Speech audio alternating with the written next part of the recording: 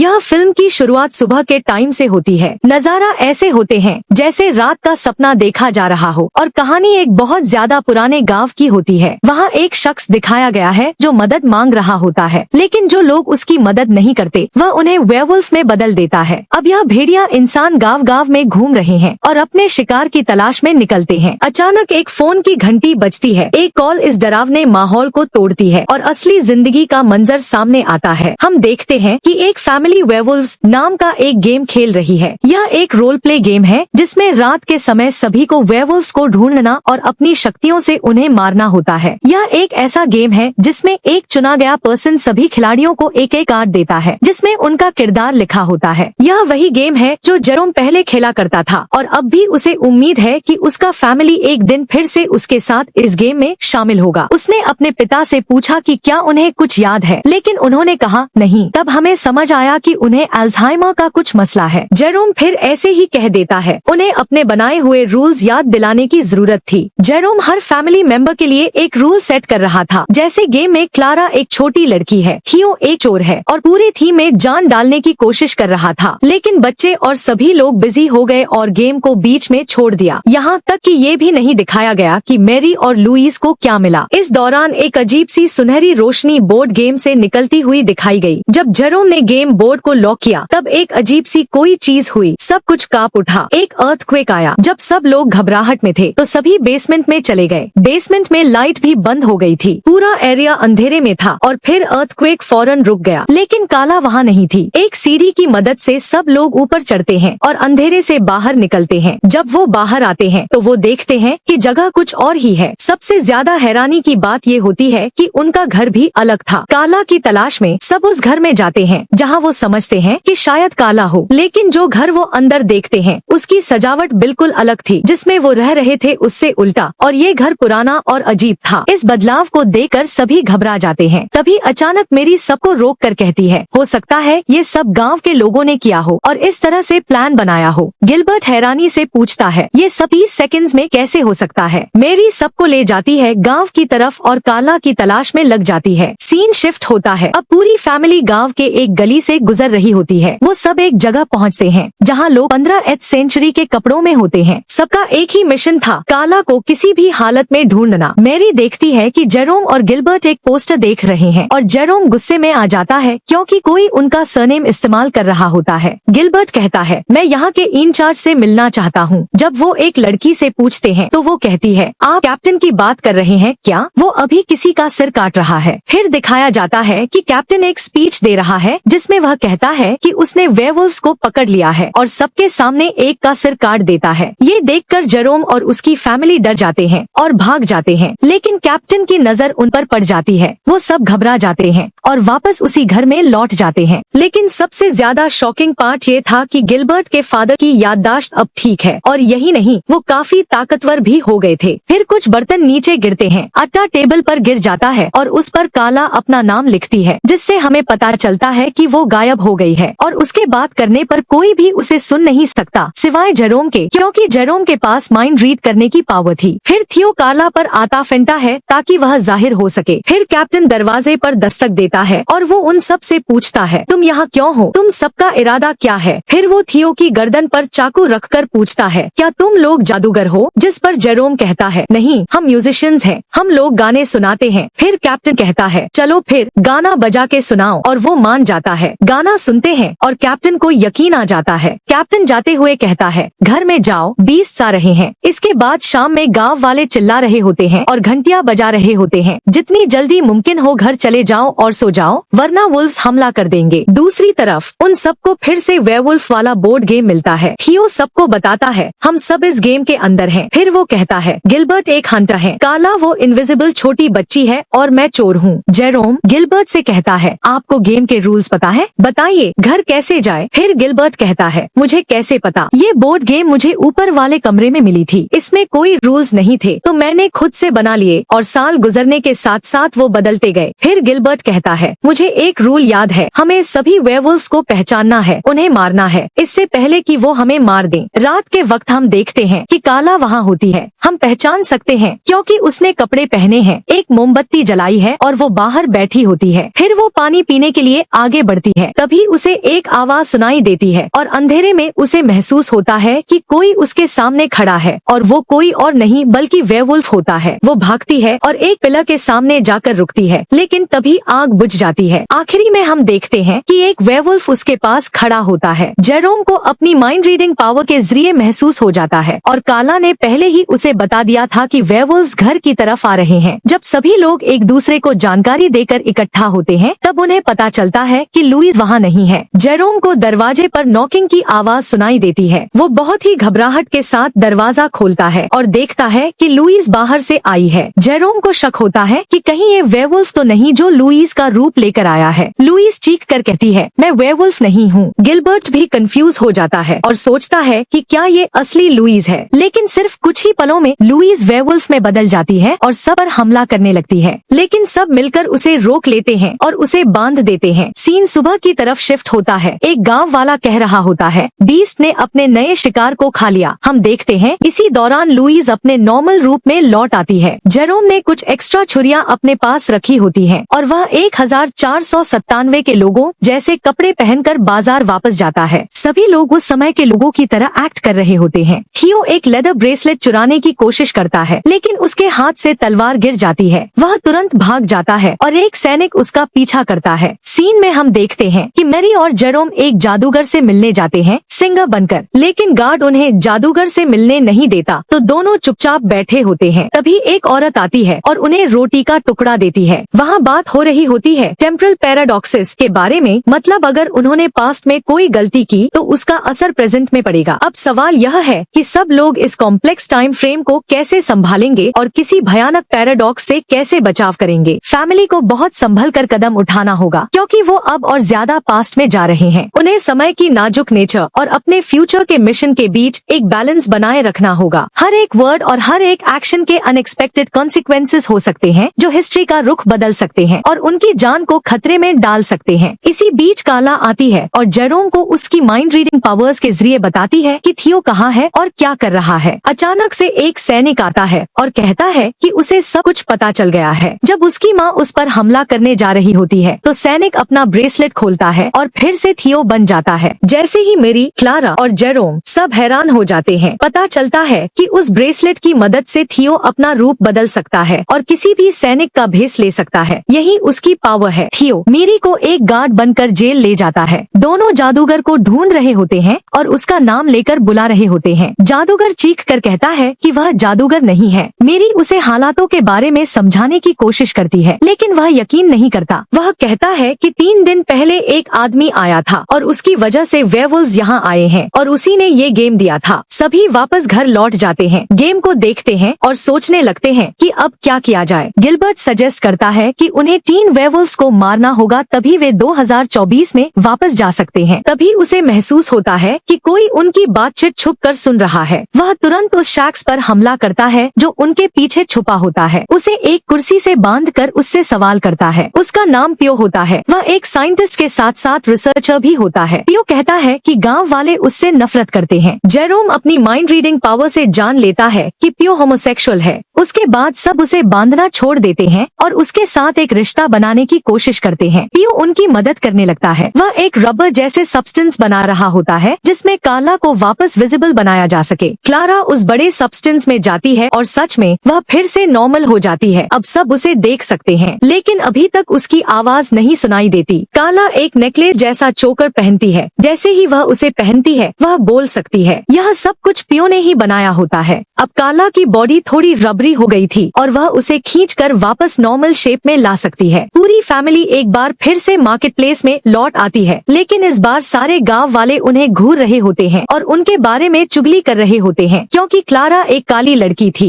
एक गांव वाला रुकता है और बदतमीजी से पूछता है कि यह कौन है। क्लारा सीधा जवाब देने के बजाय बहुत ही कॉन्फिडेंस और ग्लैमर के साथ जवाब देती है। उसे देखकर सब लोग और भी ज्यादा चिढ़ जाते हैं। तभी एक घूंघट जैसा रिंग बजता है और एक आदमी घोषणा करता है कि कैप्टन ने एक और वेयरवुल्फ को पकड़ लिया है। सबको महल में बुलाया जाता है। महल में हमें दिखाई देता है कि एक बड़ा झुंड इकट्ठा हो गया है। कैप्टन ऐलान करता है कि पहले जिस पर उन्होंने इल्जाम लगाया था वह मासूम था, लेकिन अब वह श्योर है कि यह औरत वेयरवुल्फ है। कैप्टन चिल्लाता है और कहता है, तुम 17 साल की हो गई हो, किसी ने तुमसे शादी नहीं की और तुम अजीब नसीब हो। गाँव वाले उस बात से सहमत हो जाते हैं और कहते हैं कि इसे मार दिया जाए। जब उसका सिर काटने के लिए कुल्हाड़ी उठाई जाती है तो वह टूट जाती है। सूरज भी ढलने को होता है। जैसे ही सूरज पूरा ढलता है वह औरत एक वेयरवुल्फ में बदल जाती है। चीखने चिल्लाने की आवाज हर तरफ फैल जाती है। हर कोई अपनी जान बचाकर भागने लगता है। कैप्टन और वेयरवुल्फ के बीच जोरदार फाइट होती है। तभी एक छोटा लड़का खड़ा होता है और उसकी माँ उसे ढूंढ रही होती है। ये बात गिलबर्ट नोटिस करता है। अब वह इस नजारे को इग्नोर नहीं कर सकता, इसलिए वह उस लड़के को बचाने के लिए बढ़ता है। गिलबर्ट भीड़ को धक्का देता है और उसका पूरा ध्यान सिर्फ उस लड़के पर होता है। जब वह लड़के के पास पहुंचता है तो वेयरवुल्फ भी वहां होता है। तभी अचानक एक तीर आकर वेयरवुल्फ की बॉडी में लगता है। वह जमीन पर गिर जाता है और फिर से एक औरत के रूप में आ जाता है। कैप्टन ने वह तीर छोड़ा था। गिलबर्ट हैरान हो जाता है। जब वह उस औरत के शरीर के करीब जाता है तो देखता है कि उसके हाथ में एक कार्ड है और वह कार्ड उठा लेता है। गिलबर्ट काफी खुश था और अपनी फैमिली के पास गया ताकि यह खबर उनके साथ बांट सके। तभी लुईस एक छोटी वेयरवुल्फ कब में बदल गई और भीड़ में भाग गई। सब लोग घबरा गए और उसे ढूंढने लगे। गिलबर्ट ने अपनी पूरी ताकत लगाकर लुईस के वेयरवुल्फ कब रूप पर एक बोरा डाला और उसे घर ले आया। थियो अपने पेरेंट्स को सब कुछ बताता है और जेरोम कार्ला को ढूंढने वापस जाता है। उस वक्त क्लारा अपने फादर के साथ होती है, लेकिन उन्हें भेड़ियों ने घेर लिया होता है। क्लारा अपने इनविजिबल फॉर्म में आ जाती है और सब वुल्फ्स को डिस्ट्रैक्ट करती है। एक वुल्फ फंस जाता है और एक सोल्जर उसे मारने ही वाला होता है, लेकिन तभी एक हुडेड आदमी सोल्जर पर वार करता है, जानबूझकर उस वुल्फ को बचाने के लिए, और उसे आगे जाने देता है। सीन घर के अंदर शिफ्ट होता है जहां सबने बोर्ड गेम दोबारा खोला होता है और उस कार्ड को रखते हैं जो गिलबर्ट ने उस औरत के हाथ से पाया था जब वह फेंट हो गई थी। जैसे ही कार्ड बोर्ड में फिट होता है एक लाल रोशनी चमक उठती है। सब सोच रहे होते हैं कि अब अगला वेयरवुल्फ कार्ड कैसे ढूंढा जाए। तभी क्लारा सबका ध्यान खींचती है और लुईस की तरफ इशारा करती है जो अब भी एक छोटी वेयरवुल्फ के रूप में बंधी हुई होती है। क्लारा कहती है कि ये एक हिंट है सब वुल्फ्स के लिए। फिर वह साफ करती है कि जो लोग वेयरवुल्फ में बदलते हैं उनकी कुछ पहचान उनके रूप में रह जाती है, जैसे उनके दांत, बाल और गालों का स्ट्रक्चर। ये एक बहुत बड़ा हिंट है जो उन्हें वेयरवुल्फ ढूंढने और कार्ड्स इकट्ठा करने में मदद करेगा। क्लारा और भी बताती है कि उसने वुल्फ्स को क्रीप से देखा है। क्लारा कहती है कल हम गांव जाएंगे, उन वुल्फ्स को ढूंढेंगे और मारेंगे। इस तरीके से हमें और कार्ड्स मिल जाएंगे। सब लोग उसकी बात से सहमत हो जाते हैं और क्लारा सबको इंस्ट्रक्शंस और हिंट्स दे देती है। हिंट्स ये थे कि जो लीडर है वह एक औरत है जिसके हाथ सफेद हैं, इसका मतलब वह बूढ़ी औरत है। दूसरा हिंट था कि एक आदमी है जिसका पैर मोटा है। इन हिंट से अब उनके लिए वेयरवुल्फ्स को ढूंढना आसान हो गया था। सब लोग अपने मैंशन में जाते हैं वेयरवुल्फ्स को ढूंढने के लिए अपनी पावर्स का यूज करके। सबकी नजर अब हर किसी पर है। अपनी स्मेलिंग पावर के साथ लुईस और गिलबर्ट मार्केट में सस्पेक्ट्स को इंटेरोगेट करते हैं। लुईस एक आदमी को देखती है जो लंगड़ा रहा होता है और उसकी स्मेल तेज हो जाती है। उन्हें समझ आ जाता है कि ये आदमी ही वेयरवुल्फ है। गिलबर्ट लुईस से कहता है कि वह जाकर दूसरों को इन्फॉर्म करे और खुद उस आदमी को पकड़ने के लिए जाता है।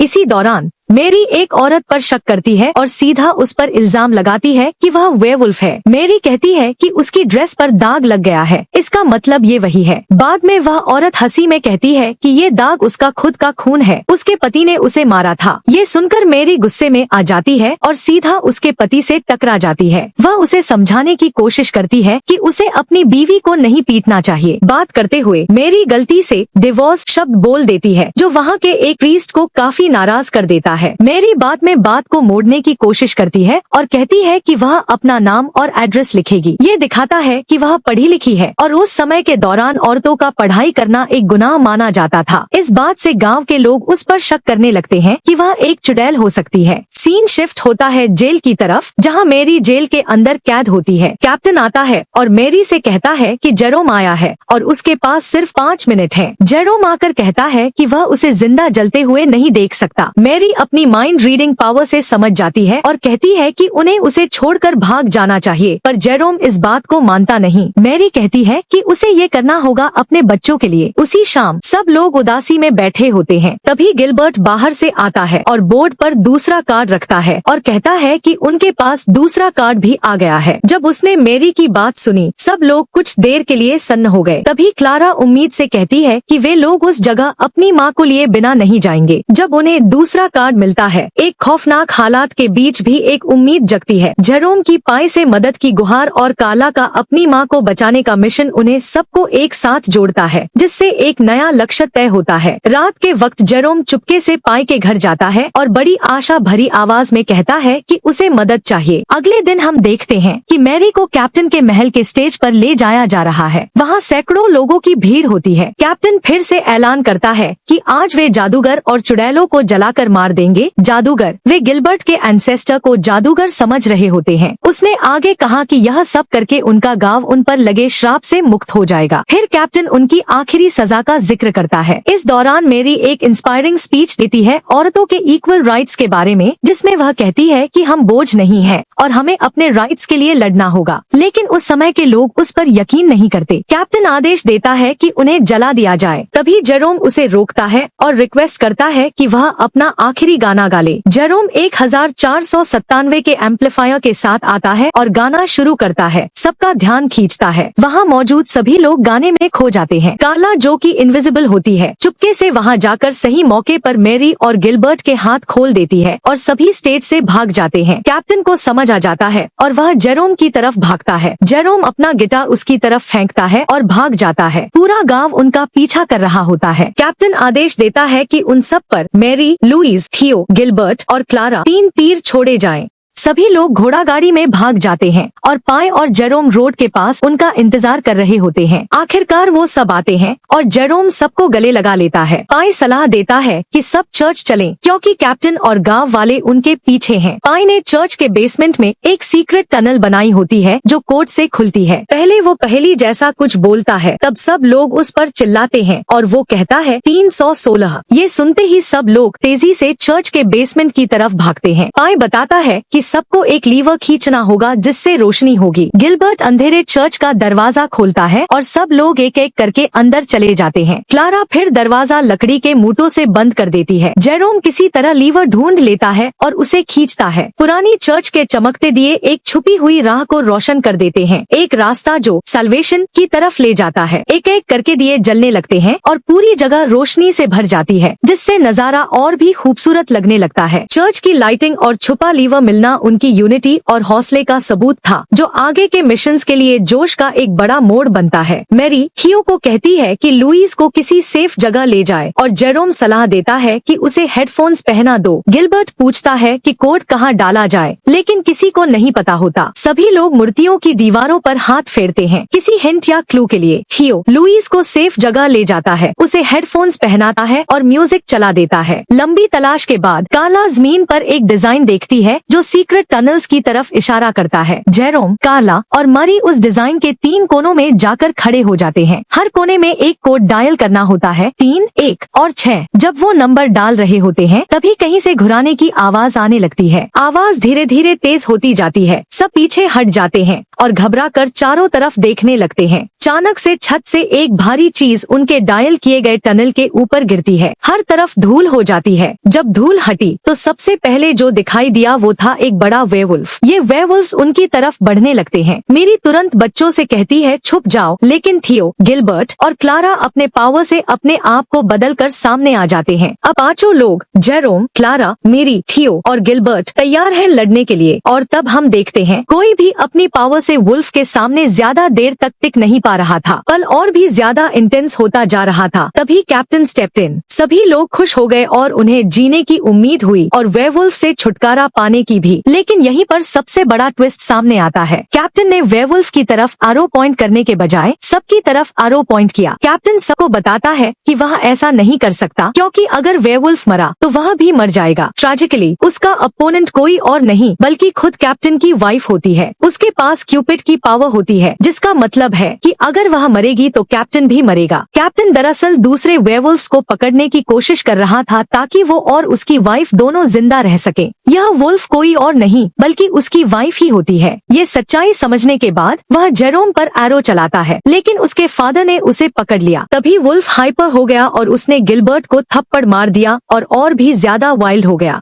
कैप्टन की वाइफ मेरी और जेफर पर हमला करने ही वाली होती है कि तभी लुईस वहाँ आ जाती है और कहती है कि उसकी आई में छाछ है। वह दौड़ जाती है और तुरंत ही एक वुल्फ में बदल जाती है, एक क्यूब वुल्फ। लुईस और ज्यादा एग्रेसिव हो जाती है और जोर जोर से रोरिंग करने लगती है। मेरी और जेरोम उसे काम करने की कोशिश करते हैं, गाने गाकर और उसे उसकी अंदर की पहचान याद दिलाकर। जब लुईस खुद को पहचान जाती है और सब कुछ समझ जाती है तो वह वापस मैसिव वुल्फ में बदल जाती है और उस पर हमला कर देती है। लुईस भले ही छोटी थी लेकिन उसकी पावर बहुत ज्यादा स्ट्रॉन्ग थी। उसने मैसिव वुल्फ पर अपने हाथों से बहुत एग्रेसिवली हमला किया। इतना ही नहीं, वह कैप्टन, जेरोम, मेरी सभी को भी मार रही थी। हर कोई लुईस को चीयर कर रहा था ताकि उसमें और ताकत आ सके और वह वेयरवुल्फ से लड़ सके। लेकिन जो ओल्डर वुल्फ थी वह बहुत ज्यादा स्ट्रॉन्ग थी। उसने लुईस को दीवार से जोर से धक्का दिया। लुईस गिर जाती है। जब वह नीचे झुकती है तो हम देखते हैं कि उसके हाथ में एक कार्ड है जो ये इंडिकेट करता है कि लुईस अब इस दुनिया में नहीं रही। जेरोम उसे कसकर पकड़ लेता है। इमोशंस एक रोलर कोस्टर की तरह हिलोरे मार रहे होते हैं कि बड़ा भेड़िया जाफर के पीछे होता है। एक तेज नीली रोशनी उनके चेहरे पर पड़ती है। जब जेरोम और बड़ा भेड़िया उस तरफ देखते हैं तो एक अनोखी और हैरान कर देने वाली बात होती है। उनकी आंखों पर विश्वास नहीं होता। फिर दिखाई देता है कि मेरी हवा में तैर रही होती है। उसके चेहरे पर बहुत सी नीली किरणें चमक रही होती हैं। उसका गुस्सा और बदले का जज्बा उसके चेहरे पर साफ दिखाई देता है। फिर मेरी अपने हाथ को उठाकर उस बड़े भेड़िए पर निशाना करती है। एक बड़ी सी बैंगनी बिजली जैसी रोशनी निकलती है, जैसे उसने भेड़िए पर बिजली गिरा दी हो। मेरी अपनी पूरी ताकत से उस बड़े भेड़िए के अंदर की सारी पावर और एबिलिटीज अंदर खींच लेती है। फिर वो अपना दूसरा हाथ लुईस के शरीर पर रखती है और एक मिरेकल होता है। लुईस अपनी आंखें खोलती है। जेरोम रोकर कहता है, मैं यही हूँ मेरी बेटी। मेरी फौरन भाग कर आती है और पूछती है, क्या तुम ठीक हो? यह एक बहुत ही इमोशनल और खुशी से भरा हुआ पल होता है। दोनों लुईस को गले लगाते हैं, उसका माथा चूमते हैं। मेरी उसे जोर से गले लगाकर रोती है। ये आंसू उस खुशी के होते हैं कि उनकी लुईस वापस आ गई है। तब दिखाई देता है कि काला फिर से विजिबल हो जाती है और थियो और गिलबर्ट के हाथों में भी कार्ड्स चमक रहे होते हैं। मेरी कहती है कि उसके पास भी शक्ति थी लेकिन उसे कभी सही वक्त नहीं मिला उसे दिखाने का। थियो खुशी से कहता है, हम जीत गए। सीन शिफ्ट होता है। गिलबर्ट के